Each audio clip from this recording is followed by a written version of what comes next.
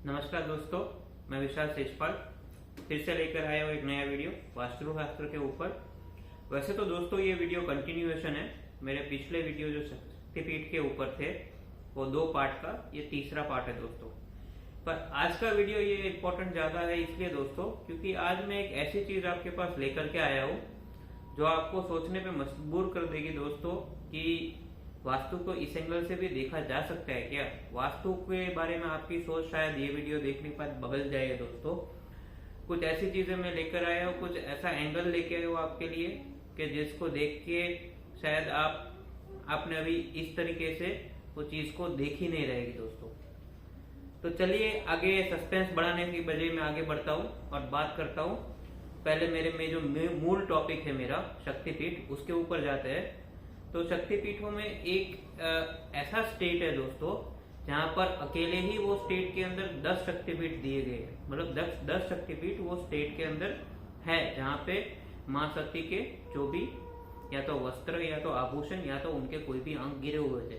वो चीज तो मैंने पिछले वीडियो में बताई हुई है कि कैसे मां सती और शिव का मिलन हुआ था और सती का कैसे सती ने अपने आप को अग्नि में आहुति कर दिया था और विष्णु जी के सुदर्शन चक्र से मां सती के जो 51 अलग अलग भाग हुए थे उनके अंगों के, वस्त्रों के या आभूषणों के, वो जहां जहां गिरे वहां शक्तिपीठ के रूप में वो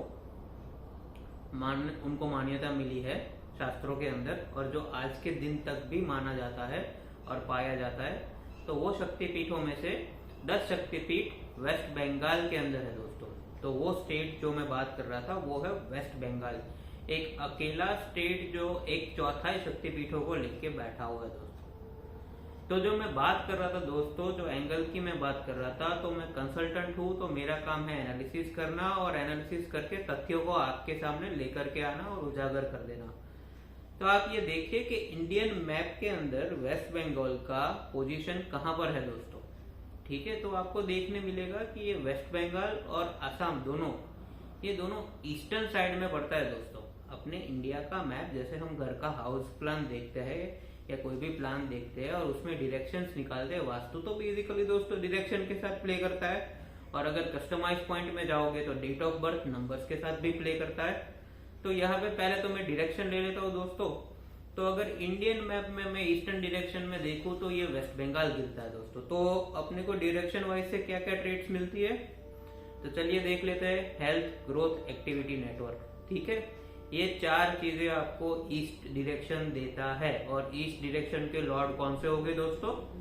सूर्य देवता। सूर्य देवता जिससे पूरा संसार चलता है वो ईस्ट डायरेक्शन के लॉर्ड है दोस्तों। तो मैं आपको ये चीज बता दूं दोस्तों कि दिल्ली जो अपना कैपिटल है उससे पहले अपना सबसे पहला कैपिटल इंडिया का कलकत्ता ही था दोस्तों। आज के टाइम में जो के से हम कलकत्ता बोलते हैं ना दोस्तों, वो पहले जब ईस्ट इंडिया कंपनी आई थी तब सी से कलकत्ता था। तो वो कलकत्ता वो कलकत्ता अपना सबसे पहला कैपिटल था दोस्तों। ठीक है, तो ये चीज हो गई। दूसरी जो हम बात करते हैं ग्रोथ की, तो ईस्ट इंडिया कंपनी से जितनी भी चीजें इंडिया को मिली है वो ग्रोथ सारी उधर से ही चालू हुई थी दोस्तों। चाहे वो फिर रेल नेटवर्क पकड़ लो, एजुकेशन सिस्टम पकड़ लो, या ईस्ट इंडिया कंपनी के द्वारा या ईस्टर्न जो कंट्रीज के द्वारा जो भी सीख दी गई थी अपने को या जो भी चीजें अच्छी हुई है तो वो सब ग्रोथ वहां से ही मिले थे। ठीक है, तो एक्टिविटी ग्रोथ तो हो गया आपका। नेटवर्क ले लीजिए, अभी मैंने बात की जो सबसे पहला रेल नेटवर्क जो इंडिया के अंदर आया तो वो ईस्टर्न साइड में ही आया। ईस्ट इंडिया कंपनी सबसे पहले उधर आई, अपना स्टेट एस्टेब्लिश किया, ज्योग्राफिकल कंडीशन देखी और रेल नेटवर्क वहां से चालू किया। जो आज का कलकत्ता है वहां से सबसे पहला रेल रूट बना था पाकिस्तान पेशावर के बीच में, जहां से ट्रेड सब होता था दोस्तों। ठीक है, तो नेटवर्क की चीज हो गई। और हेल्थ की बात मैं करूं दोस्तों तो बहुत ही इंटरेस्टिंग चीज है यहाँ पर कि हेल्थ के हिसाब से देखा जाए तो आज के टाइम में जो आधा से ज्यादा लोग जो नींद खोलते हैं ना, तो जो चाय के साथ नींद खुलती है जिनकी, तो वो चाय की खेती भी सबसे पहले आसाम और वेस्ट बंगाल में ही हुई थी। दार्जिलिंग करके जगह आपको पता रहेगी, वो वेस्ट बंगाल के अंदर ही तो है दोस्तों। तो ठीक है दोस्तों, तो ईस्ट डायरेक्शन की मैंने बात कर ली। बने रहेगा वीडियो के साथ, अभी तो ये सिर्फ शुरुआत है। बीच में से मैं ले लेता हूँ कि शक्तिपीठ अभी वहां पे कौन कौन से है। तो 10 शक्तिपीठ में से पहले 5 शक्तिपीठ में ले लेता हूँ। और शक्तिपीठ को मैं बहुत ब्रीफ रखूंगा। शक्तिपीठ का नाम बता दूंगा दोस्तों, वहां जो माता का जो भी अंग गिरा हुआ था या जो आभूषण गिरा था या वस्त्र गिरा था वो बता दूंगा, और माँ कौन से फॉर्म में वहां पूजी जाती है वो बता दूंगा। बाद में वापस से हम चलेंगे जो वाले एंगल पे मैं बात करूंगा उस पर, ठीक है। तो चलते हैं शक्तिपीठ के ऊपर। तो सबसे पहला शक्तिपीठ वहां पर है तो युगदया करके शक्तिपीठ है। और युगदया करके जो शक्तिपीठ है वहां माता का राइट टो गिरा हुआ था दोस्तों, और वहां बुद्धत्री करके माँ को उस नाम से पूजा जाता है दोस्तों, ठीक है। और दूसरा वाला जो शक्तिपीठ वहां पर है वो त्रिशोटा करके शक्तिपीठ है। वहां पर माता का लेफ्ट लेग गिरा हुआ था दोस्तों, और वहां माँ को हम भांबरी के रूप में, मतलब भांबरी नाम से माँ को पूजा गया है, भांबरी के रूप में वहां माँ को पूजा जाता है। तीसरा वाला जो शक्तिपीठ है वो बहुला करके शक्तिपीठ है दोस्तों। वहां माँ का लेफ्ट वाला जो हाथ है वो गिरा हुआ था, और वहां बाहुला के रूप में ही माँ को पूजा गया है दोस्तों। चौथा वाला जो शक्तिपीठ वहां पर है वो है बाटानगर करके शक्तिपीठ है। और बाटानगर में माँ का क्राउन, मतलब जो मुकुट रहता है वो वहां पर गिरा हुआ था दोस्तों, और वहां माँ को विमला के रूप में पूजा गया, विमला के नाम से माँ को पूजा जाता है दोस्तों। और पांचवा वाला जो शक्तिपीठ है दोस्तों वो है भीमकली वाला शक्तिपीठ। भीमकली वाले शक्तिपीठ में माँ का लेफ्ट एंकलेट गिरा हुआ था, और वहां कपालिनी के रूप में माँ को पूजते हैं दोस्तों, ठीक है। तो 5 शक्तिपीठ तो हमने कवर कर लिए दोस्तों। उसके बाद वापस से 5 शक्तिपीठ जल्दी से मैं ले लेता हूँ। उसके बाद के जो 5 शक्तिपीठ है वो है आपका है वक्त्रेश्वर, वक्तेश्वर या बी से, वो लोग जनरली वी को बी प्रोनाउंस करते हैं, तो वक्तेश्वर करके वो शक्तिपीठ है, जहां माँ का मानते हैं कि 2 आईब्रोज के बीच की जो जगह है, मतलब ब्रेन जो, या ब्रेन कह लो, दिमाग कह लो, थर्ड आई कह लो, वो वाला जो पार्ट है 2 आईब्रोज के बीच का, वो वहां पर गिरा गया था, और वहां माँ को महिषासुर मर्दिनी के रूप में पूजते हैं दोस्तों, ठीक है। उसके बाद अतासा करके शक्तिपीठ है। वो अतासा वाले शक्तिपीठ में माँ का लोअर लिप गिरा हुआ था दोस्तों, और वहां उनको फुलारा के रूप में माना गया, फुलारा के नाम से माँ को पूजा गया है, ठीक है। उसके बाद नालहट्टी करके शक्तिपीठ है दोस्तों। नालहट्टी वाले शक्तिपीठ में माँ का इंटेस्टाइन गिरा हुआ था, और वहां माँ को कालिका के रूप में पूजा गया है। उसके बाद 9वां शक्तिपीठ है वो है नंदपुर करके शक्तिपीठ है। नंदपुर जो वाला शक्तिपीठ है वहां माँ का नेकलेस गिरा हुआ था, और वहां माँ को नंदिनी के नाम से पूजा गया है दोस्तों। और आखिरी वाला जो शक्तिपीठ वहां पर है दोस्तों वो है कालीपीठ शक्तिपीठ। और कालीपीठ वाला शक्तिपीठ तो बहुत ही फेमस है वहां पे। वहां माना गया है कि माँ की 4 उंगलियां वहां पर गिरी हुई थी, और राइट वाला जो है वो पैर, मतलब राइट वाला जो फुट है वो वहां पर गिरा हुआ था दोस्तों, और वहां माँ को कालिका के रूप में पूजा गया है दोस्तों। तो ये तो मैंने बात बता दी 10 शक्तिपीठों के बारे में। पर जब मैं वास्तु की बात करता हूँ ना यहाँ पर, तो पहले तो ये समझ लीजिए दोस्तों कि ये जो भी शक्तिपीठ है ना, और जो भी हमारे शास्त्र है, आज मैं जो चीज आपको एक्चुअल में समझाना चाहता हूँ कि आपकी जो धरोहर है या आपके जो शास्त्र है वो इतने सचोट है दोस्तों की बात जाने दीजिए। मैं वो चीज समझाने के लिए वापस से आया हूँ। शक्तिपीठ का मैंने छोटा सा निवारण दे लिया या उदाहरण दे लिया, इसलिए क्योंकि मेरे को आपको ऐसा बड़ा पिक्चर ये दिखाना पड़ेगा कि ये कितना सचोट है, समझाने के लिए, आपको इस पे आस्था बंधाने के लिए कि देखिए कि कहाँ कहाँ से निकल के वो चीजें गवाही देती है कि वो चीजें कितनी सच्ची है। बस आपको वो बोलते हैं ना कि मैचिंग द डॉट्स करना पड़ेगा। चीजें तो सब कुछ आपके सामने है पजल के रूप में, अगर सही तरीके से आप अगर देख पाओ तो फिर आपसे ज्यादा सक्सेसफुल कोई नहीं रहेगा।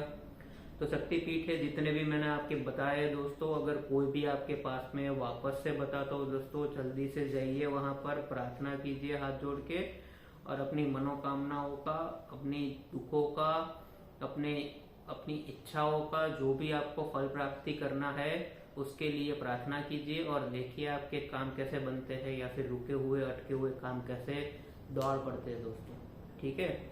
तो आगे देख लेते हैं दोस्तों। मैंने बात की थी कि ईस्ट साइड में ये वेस्ट बंगाल आया हुआ है, ठीक है। तो वास्तु शास्त्र में ईस्ट को हम एक नंबर के साथ डेट ऑफ बर्थ में भी जोड़ करके देखते हैं दोस्तों।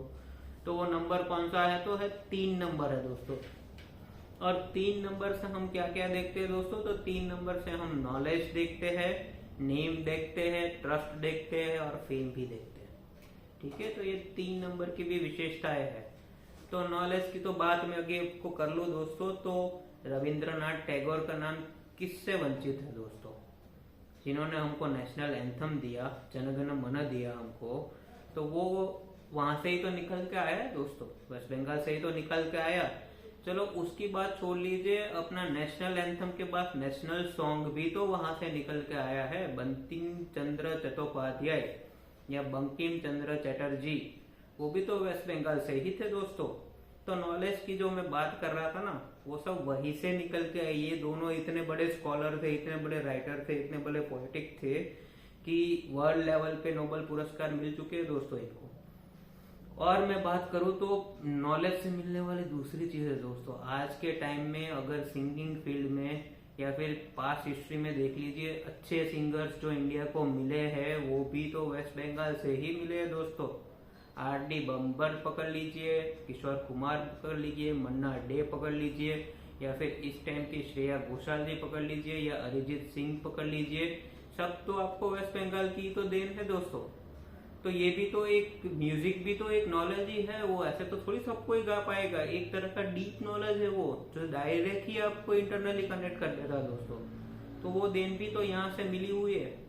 तीसरी सबसे बड़ी चीज दोस्तों मैं आज आपको बता दूं कि जो हम आजकल बात करते हैं ना, पॉलिटिकल लीडर, ये नेता वो नेता, तो सबसे पहले नेताजी का जो बिरुद मिला था ना दोस्तों, वो भी तो बंदा वहां से ही निकल के आया था दोस्तों। उनका नाम था सुभाष चंद्र बोस। अगर इंडिया में 1940s में किसी ने नींव रखी थी ना इंडिपेंडेंस की दोस्तों, तो सुभाष चंद्र बोस ने ही रखी थी। मतलब सबसे पहले अगर किसी का नाम आएगा ना गांधी जी से भी पहले, तो वो रहेंगे सुभाष चंद्र बोस दोस्तों। इंडियन नेशनल आर्मी बनाने वाले पहले बंदे सुभाष चंद्र बोस थे, जिनको ब्रिटिशरों ने और जर्मन गवर्नमेंट में नेताजी का बिरुद दिया हुआ था दोस्तों। और उनका स्लोगन जो था वो किससे वंचित है? तुम मुझे खून दो, मैं तुम्हें आजादी दूंगा दोस्तों। तो ये है दोस्तों नॉलेज का पावर दोस्तों। तो जो नॉलेज निकल के आ रही है ना, तो वो सब डायरेक्शन साइड से, नंबर साइड से मिलकर के देख सकते हो आप। तो वो जहाँ जो जगह का मैं बता रहा हूँ, ये शास्त्र, ये साइंस जो हम बात करते हैं, जो फेथ के साथ भी जोड़ करके देखते हैं, वो इतना सचोट है कि ईस्टर्न साइड में ज्योग्राफिकली जो स्टेट है उसमें से मिलने वाली सब चीजें तो वहां दे दी है। ठीक है ना, तो ये शास्त्र ने सब चीजें तो उसको दे दी, और उसके पूरक फॉर्म में हिस्ट्री के रूप में या फिर अभी के टाइम में भी देख लो, चीजें तो सीधे सीधी पार पड़ ही रही है ना दोस्तों। तो फिर ऐसी क्या चीज हो सकती है जो हमको आज पीछे खींच रही है? ठीक है ना दोस्तों, बस एक ही चीज है दोस्तों जो हम बार बार एज ए कंसल्टेंट बताते हैं कि रिजिडनेस छोड़ दीजिए। आपकी जो रिजिडनेस है ना दोस्तों, वही आपको पीछे लेकर के जाती है। जब बंदे को समझ में आ जाए ना कि मेरे काम नहीं बन रहे हैं, या फिर बावजूद मेरी ताकत लगाने के बावजूद, मेरी सब मेहनत करने के बावजूद भी मेरे काम बिगड़ रहे हैं, समझ में नहीं आ रहा है क्यों बिगड़ रहे हैं, बार बार बिगड़ रहे हैं, बार बार परेशानियां आ रही है, तो समझ लेना चाहिए दोस्तों कि कहीं ना कहीं कोई वास्तु दोष आपको परेशान कर रहा है, या कोई ना कहीं आपकी भाग्य स्थिति आपको विवश कर रही है। तो इतना भी रिजिड नहीं बनना चाहिए। किसी ना किसी कंसल्टेंट, हमारे जैसे कोई कंसल्टेंट को दिखा लेना चाहिए और समझ लेना चाहिए कि आपकी क्या स्ट्रेंथ्स है, क्या वीकनेसेस है और क्या गलतियां आप कर रहे हो। कभी ऐसा हो सकता है कि बहुत छोटी छोटी चीजों से भी ना गाड़ी पटरी ऐसे चढ़ जाती है पटरी पे गाड़ी चढ़ जाती है और दौड़ने लगती है दोस्तों। तो आज के लिए तो दोस्तों बस इतना ही। तब तक के लिए अपना और अपनों का ख्याल रखिएगा। फिर मिलूंगा एक नए वीडियो के साथ। तब तक के लिए गुड नाइट।